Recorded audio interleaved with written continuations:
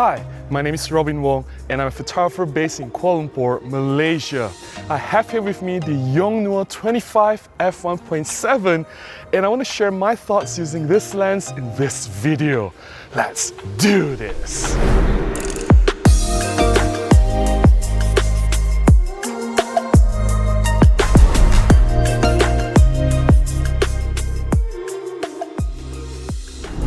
Before we start, here are some important disclaimers. Yongnuo did contact me some time ago, earlier this year. They offered to send me a sample of this lens for review. But I declined their offer because I wasn't looking to collaborate with any company at that moment. But recently, I'm helping out a friend to start up a Micro Four Thirds system. He's on a tight budget, and I found this Yongnuo 25mm F1.7 selling for about $100 US. And I thought to myself, that's a good bargain. You get a good prime lens with a bright aperture of f1.7 with full autofocus capability. So I purchased this lens with my own money. No one is asking me to do this review. I'm doing this because I'm genuinely interested and curious to see how well this Yongnuo 25mm F1.7 performs, and let's see if it's a good lens.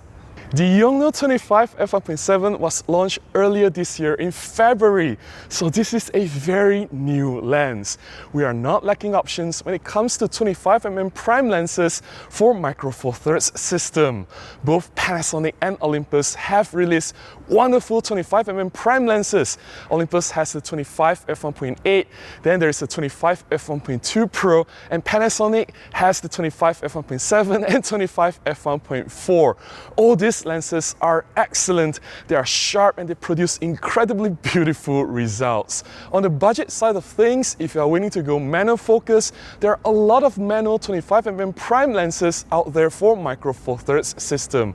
I believe that Yongnuo was the first to have a budget true prime 25mm f1.7 with full autofocus capability.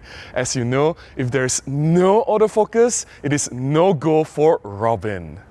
I really like the clean and minimalist look of this Yongnuo 25mm f1.7 lens. I do think that it looks sleek and professional. It is in all black, which matches any cameras out there, and there is a bright 25mm marking on top of the lens, which makes this lens quite easy to identify. There are only two controls on this lens, the manual focusing ring and a switch to toggle between autofocus and manual focus. There is nothing to write home about when it comes to build quality. The body of the lens is made of plastic, but the mount is metal. It doesn't scream high quality, it doesn't pretend to be a premium lens. When you hold the lens in your hand, you can tell that this is a cheap lens, but it is in no way flimsy and there are no creaky parts when you use it. So I think it is okay, the build quality is quite decent for the price that you are paying. I have no issue handling the Yongnuo 25mm f1.7. I was shooting this lens on my own Olympus OMD EM5 Mark III camera. I used this combination doing street photography along Kuala Lumpur streets for about 2 to 3 hours. I think the lens is really light. It is only about 150 grams and it is still quite small. You can easily match this with any Micro Four Thirds bodies.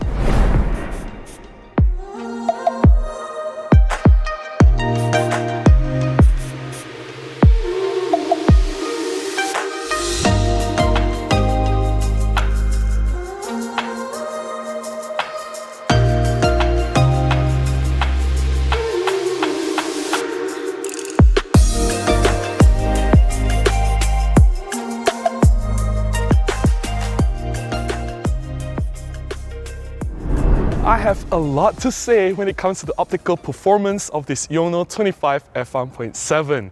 At wide open f1.7 aperture, the image quality isn't exactly super sharp. It is definitely sharp, it is good enough for what you do. I think it is as sharp as any kit lenses from Olympus or Panasonic, but it is not better. But if you stop down the aperture to maybe f2.8 and further to f4, definitely the image quality improves a lot. You definitely can resolve more details, the images appear sharper, and you can render a little bit more contrast. So at f1.7, this lens is not the stellar performer. The corner performance of the Yongnuo 25 f1.7 isn't really that good either. At f1.7 wide open aperture, you do suffer some corner softness and vignetting. These problems can easily be resolved if you stop down to f2.8, and there's even a little bit more improvement if you stop down to f4.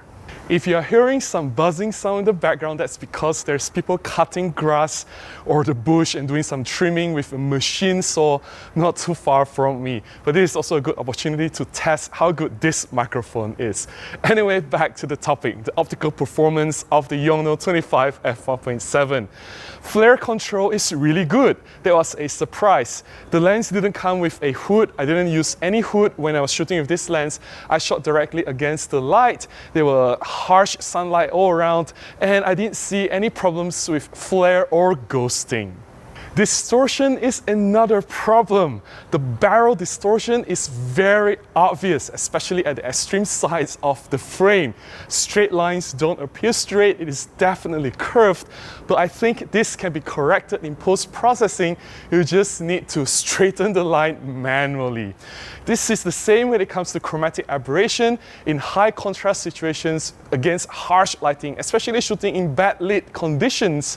Definitely you'll see severe traces of purple fringing shooting wide open at f1.7, and even at f2.8 aperture you can still see some traces of purple fringing.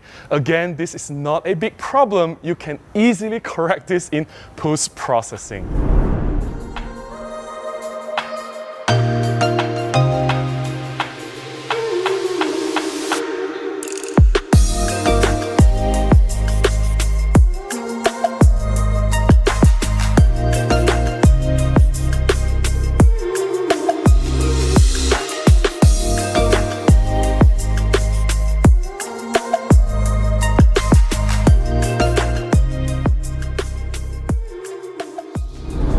One of the positives of using the Yongnuo 25 f1.7 is that the lens allows you to go quite close to the subject. The maximum magnification is 0.2 times. That's really good considering that this is not a true macro lens. So if you want to do a little bit more with this lens, you can go really close to the subject. That opens up a variety of more composition options using this lens. The biggest selling point of this budget 25 f1.7 prime and what separates this from other budget 25mm primes is autofocus, and the autofocus works really well. I have no issue quickly grabbing a shot as I see a moment happening. This lens nails it with no issue. I tested this lens on my EM5 Mark III, and the EM5 Mark III of course has a very capable autofocus system. However, the autofocus does tend to struggle if you try to go near the subject. Anything less than about half a meter distance, as you try to shoot that close-up composition, then you'll see that autofocus starts to slow down and hesitate a little bit, and there's a bit of hunting, but it always still nails the shot, and you just have to wait a little bit longer. I think that's not a big problem if you want to go really close. I don't think anything that's near you is going to move that fast. But for subjects that's quite far from you, say more than 2 to 3 meters from you, or anything that's further away, this lens has no issue acquiring focus fast and accurate. I personally quite like the bokeh rendering of this Yongnuo 25 f1.7. Shooting at wide open f1.7 aperture, this lens is capable of rendering beautiful, blur, creamy, smooth background. If you want to separate the subject from the background, you want to do a little bit more shallow depth of field effect, something better than what your kit lens can do, then I think this 25 f1.7 is the right lens for you. f1.7 bright aperture can definitely render this blur background, and the quality is quite good as well. But do bear in mind that the bokeh bowls are not exactly round bokeh bowls. The bokeh bowls are a little bit out of shape. If that's a concern, then maybe you don't like this lens, but to me that's not a problem. I still think that the bokeh is quite beautiful, and I really like that blur background look from this Yongnuo 25 f1.7.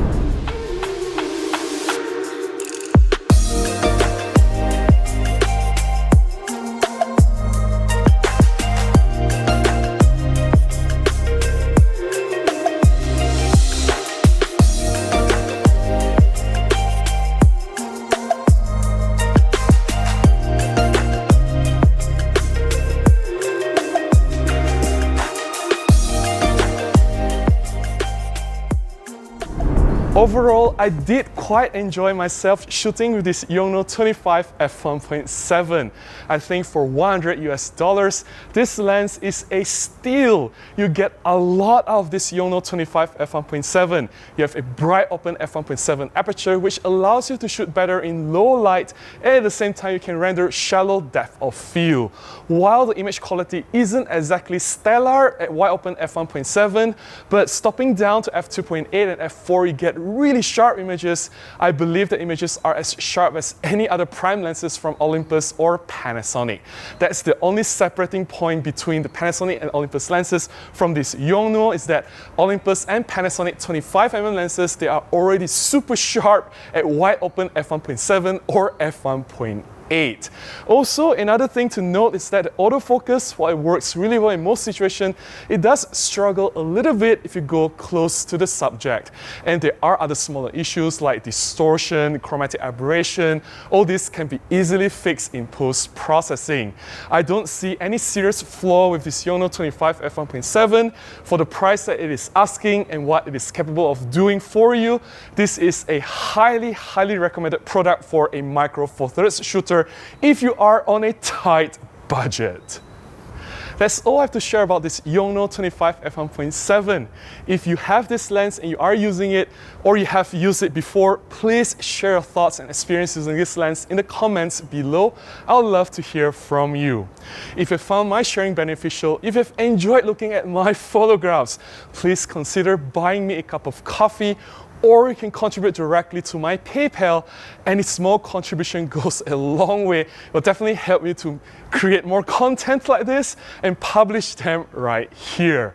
Please also give me a thumbs up, subscribe, comment, and share, and I'll definitely see you again in the next one. Until then, please go out to take more photographs. Bye-bye.